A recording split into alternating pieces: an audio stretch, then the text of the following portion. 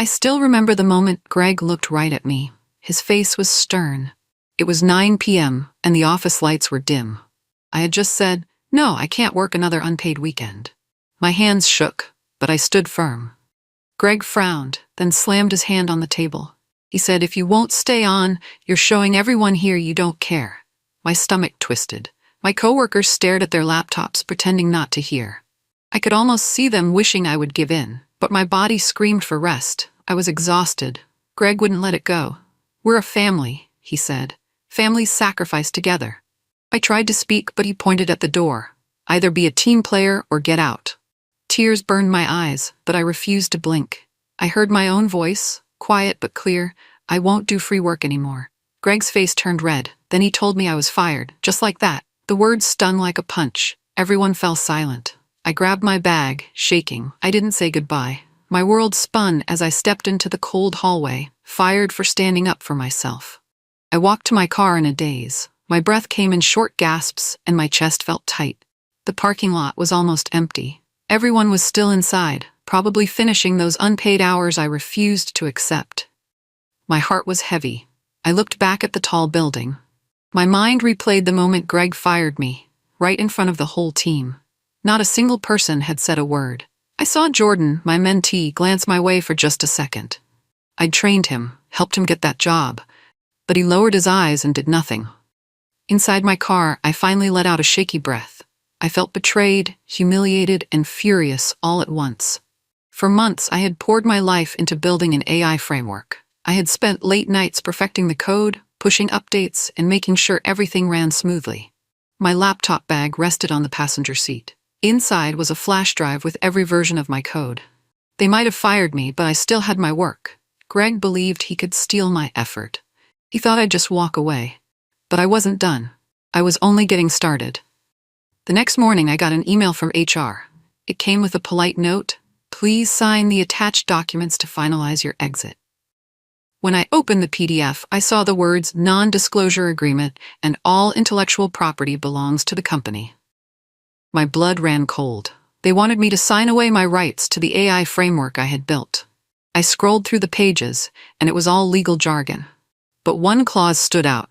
It claimed that anything I created during my tenure belonged to them. I knew better.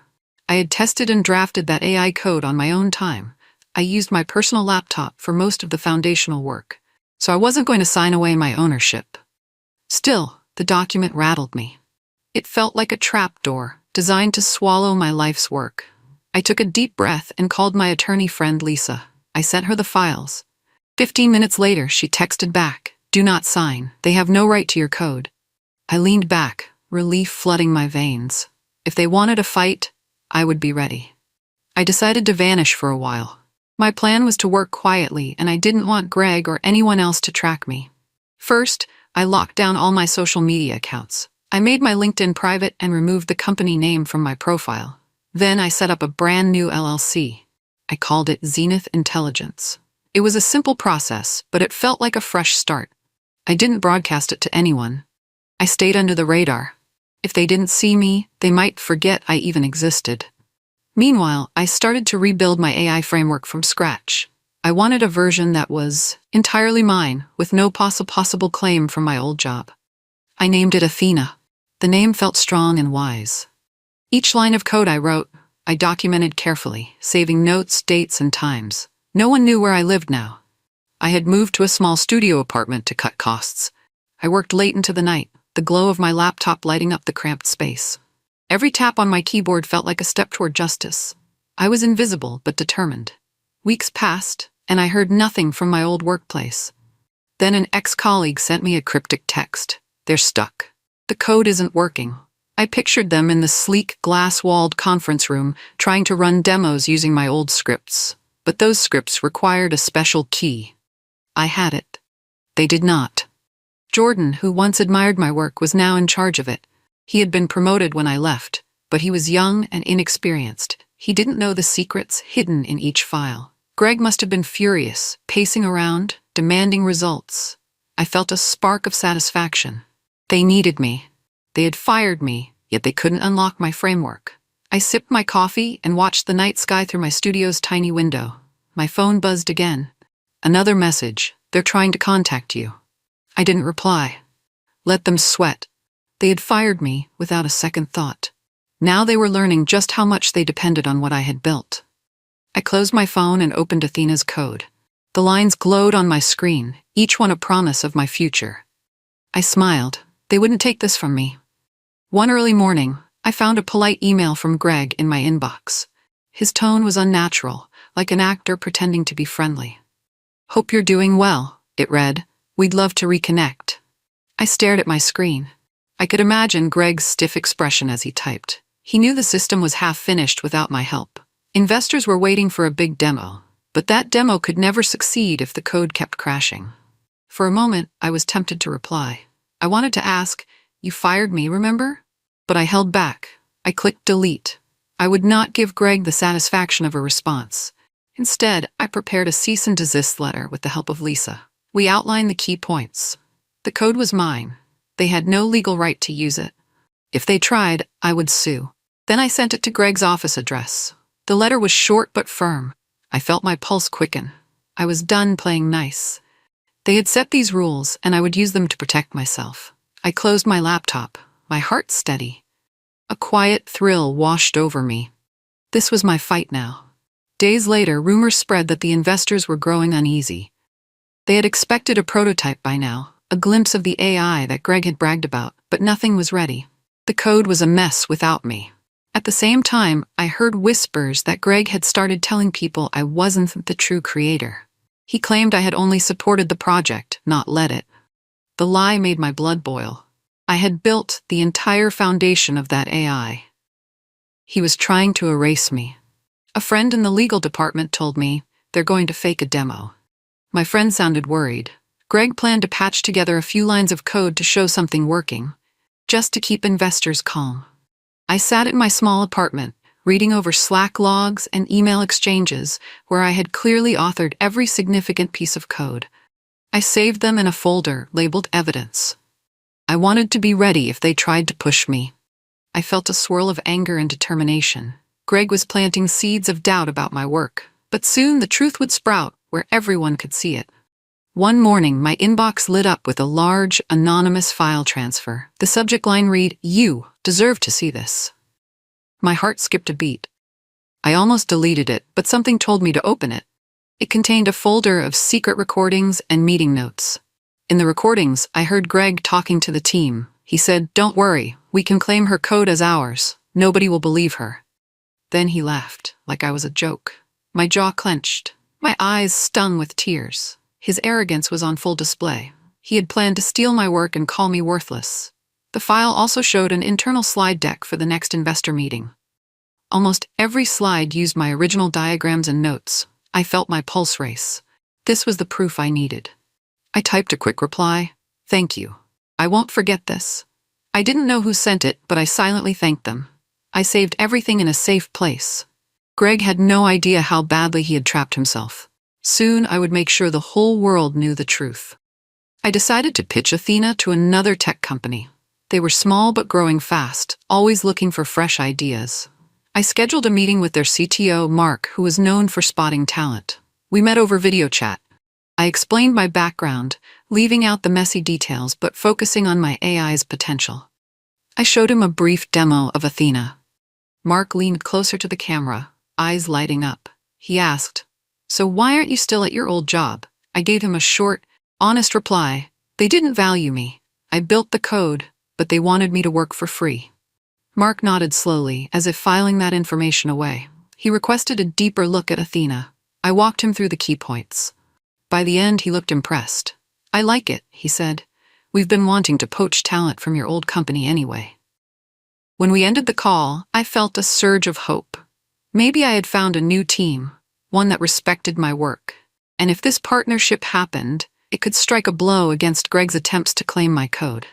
I couldn't wait. Late one night, my phone buzzed. It was Jordan. I hadn't heard from him since the day I was fired. The message was simple. "I'm sorry, can we talk?" I hesitated. Jordan had been my mentee. We spent hours together debugging code, discussing new features, and dreaming big. Then he stood by silently while Greg humiliated me. Curiosity won out.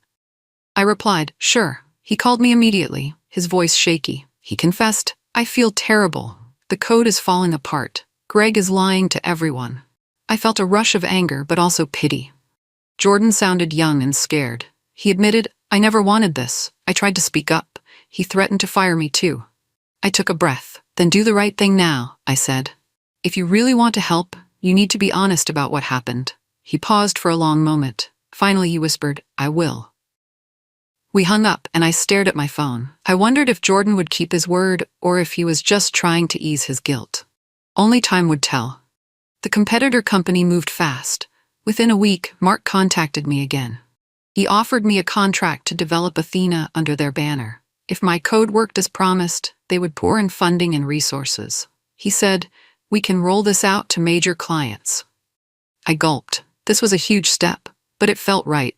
My heart pounded with excitement. I agreed, signing the contract with a shaky hand.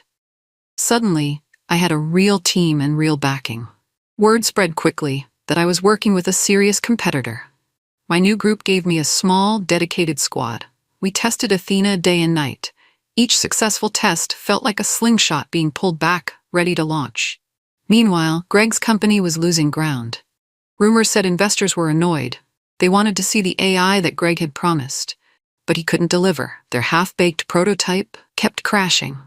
An industry blog picked up on our competitor's partnership with me. They wrote, "Is this new startup the next big thing in AI?" I saw the article and smiled. I was finally recognized. And Greg's lies would soon crumble against the rising success of Athena. News of Athena spread like wildfire among tech circles. Everyone wanted a piece of the next great AI platform. Meanwhile, Greg's team scrambled. They kept promising a demo, but the date kept getting pushed back. I heard whispers that investors were threatening to pull out if they didn't see progress. Greg tried to spin it as a minor delay, but no one believed him. He tried to blame the dev team, but they couldn't fix the code. It was my architecture, and he had fired me. Articles started appearing, comparing Athena's smooth performance to Greg's vaporware. People asked, why didn't they keep the original developer? Greg must have been furious. The board demanded answers. Inside my new office, I felt a mix of pride and nervous energy. Athena was working well, but I was still preparing for any legal backlash. We had a fortress of evidence proving that I was the creator. Then I heard from a friend. Greg is freaking out. He's losing big investors. They want to meet Athena's real inventor. My hand tightened around my phone. This was only the beginning, and Greg knew it. An emergency board meeting took place at Greg's company. I wasn't there, but I got a detailed account from someone inside. Greg sat at the long oak table, sweat beading on his forehead. The board members grilled him on the missing prototype, the delay, and the fiasco with the old code. One director slammed a stack of papers on the table, demanding, "Why did we fire our lead developer?" Another read from a printout of my cease and desist letter. Greg fumbled for excuses, saying I was difficult and uncooperative. But the board members were not fooled. They had evidence that I wrote every major line of code. Greg's face turned white. He tried to save himself by promising a fix. But time was running out. Then, in a desperate move, he announced, "We'll sue her. That's our best chance to get the code back." I heard about this the same day. My friend texted me the news. My heart pounded, but I wasn't scared. I had documented everything. If Greg wanted to sue me, he'd have to face the truth in court. I closed my eyes and smiled. This was my moment to stand strong. As predicted, the lawsuit arrived in my mailbox a week later. Greg's company accused me of stealing their property. My hands shook as I flipped through the pages. They wanted everything: my code, my profits, and even an injunction to stop me from using their AI. But I was ready. My attorney, Lisa, had gathered all the evidence we needed. We filed a counterclaim, showing the actual timeline of the code's creation. Our logs, Slack messages, and design docs proved it was always my project. Then we revealed Greg's attempts to force me to work unpaid hours. We exposed his decision to fire me in front of witnesses, and we listed the direct threats he had made. Our response flipped the script. We showed the court that the real theft was his. He had stolen my time and tried to claim my invention. Suddenly, the lawsuit changed direction. Greg's lawyers seemed stunned by the depth of our evidence. A judge set a hearing to see if my counterclaim was valid. I felt calm. I knew the truth, and I sensed that Greg had stepped onto a legal landmine of his own making. A few days later, leaked emails from Greg's company appeared on a tech news site. The emails showed how he planned to spin the story to the press. He called me a disgruntled ex-employee. He lied about me refusing to work, painting me as lazy. He even joked about blacklisting me in the industry. People in the comments section erupted in outrage. They had seen my public demos of Athena. They recognized me as a talented developer. Now they saw Greg as a bully. His company's reputation took a huge hit. Investors began to flee, cutting ties to avoid bad publicity. Media outlets started digging deeper. They found workers who claimed toxic management and unfair overtime practices. Suddenly, my fight was no longer just about me. It was about a culture of exploitation. I received a formal letter from Greg's board offering a public apology if I dropped the lawsuit. I laughed when I read it.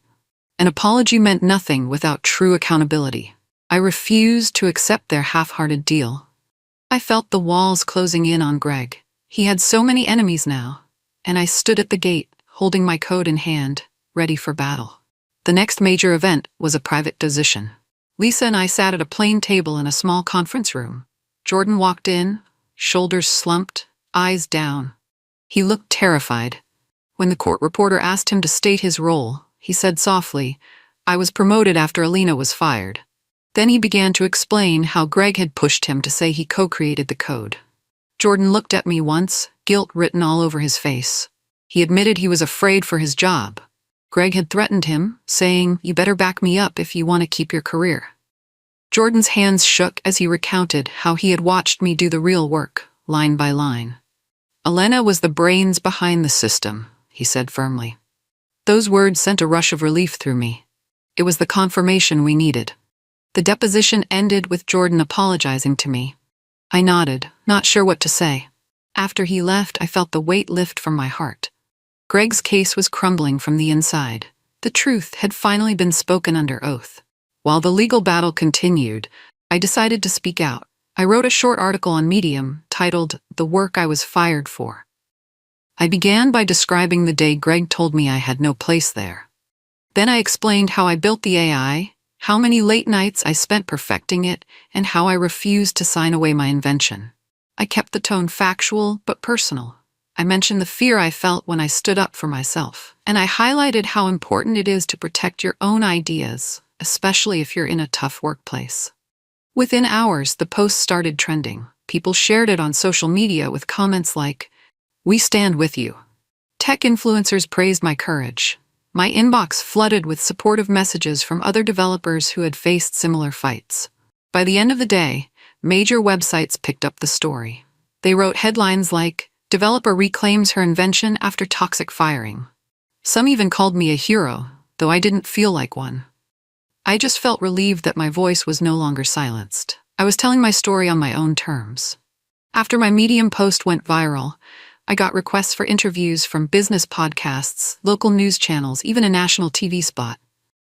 I was nervous. I wasn't used to all this attention, but Lisa said it would help our case, so I agreed to a major tech podcast. The host asked me gentle questions at first. How I got into coding, why I loved creating AI. Then we dug into the bigger topic, workplace exploitation. I explained how companies sometimes expect endless overtime and can punish those who resist. I spoke about how I was fired for saying no.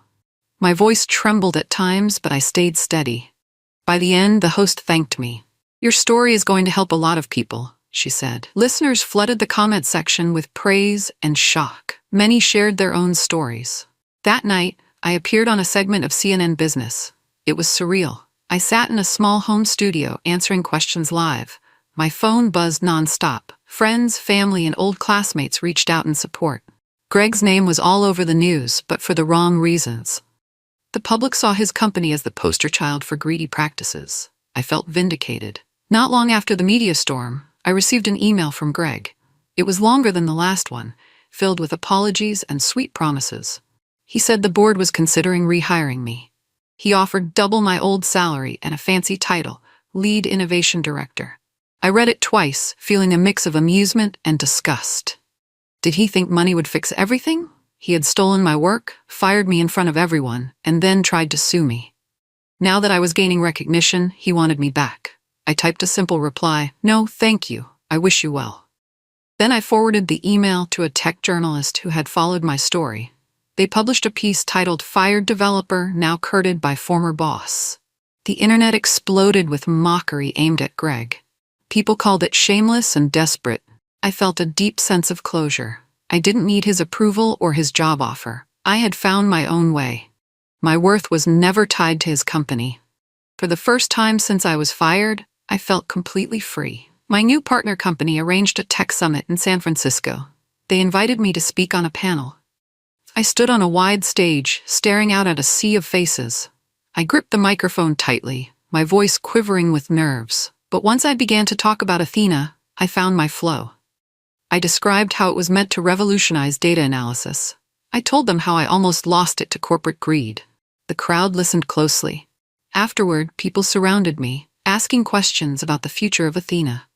They wanted to know how I felt now that I had broken free. I told them, when it's your creation, no one can truly steal it if you stand your ground. Cameras flashed, and I felt proud. By nightfall, articles popped up praising my presentation. They said I brought both technical insight and a powerful personal story. A huge wave of positive press came for both me and my partner company. I remembered how helpless I felt that night. Greg fired me. Now I was speaking at major summits, recognized for my work. It proved that real talent can't be erased. With my new funding and a growing network, I set up a small office for Athena's development. It was a sunny space filled with whiteboards, computers, and creative energy. I hired 4 talented people to join my team. Each one specialized in different parts of AI and machine learning. I had a quiet dilemma. Jordan reached out again, asking if I needed more help. He had apologized many times, and I believed he was truly remorseful. My gut told me he could be a great developer if guided right. So I took a chance and offered him a position. When he arrived on his first day, he looked nervous and thankful all at once. He said, "I won't let you down." I just nodded. This wasn't about holding grudges. It was about growing something better. In our office, we coded side by side, building new features for Athena. The tension from the past was there, but it felt smaller now. We were all focused on a brighter future. Day by day, the system improved. I saw how real collaboration could flourish when trust replaced fear.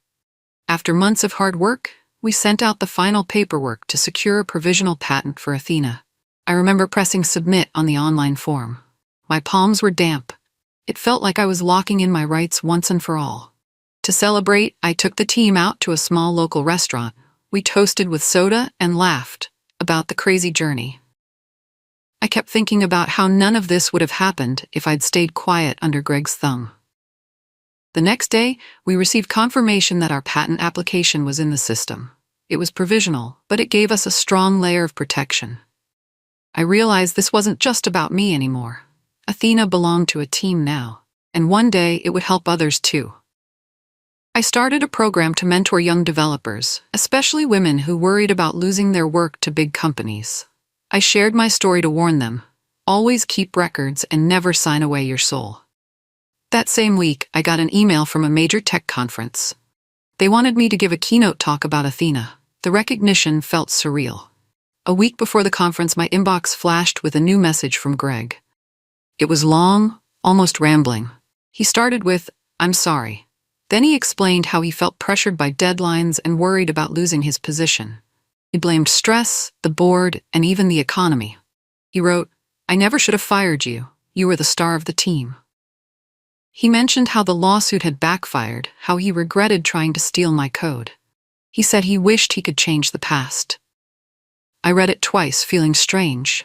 Part of me was angry. Another part felt sad for him. But I had moved on. I didn't need this apology to heal. My success had come from my own effort, not his guilt. I simply archived the email. There was nothing else to say. Some doors, once closed, should stay that way. I had a new life, a new team, and a new sense of purpose. Greg's apology might have been sincere, but it didn't matter now. I breathed out, letting go of the final bit of bitterness in my heart.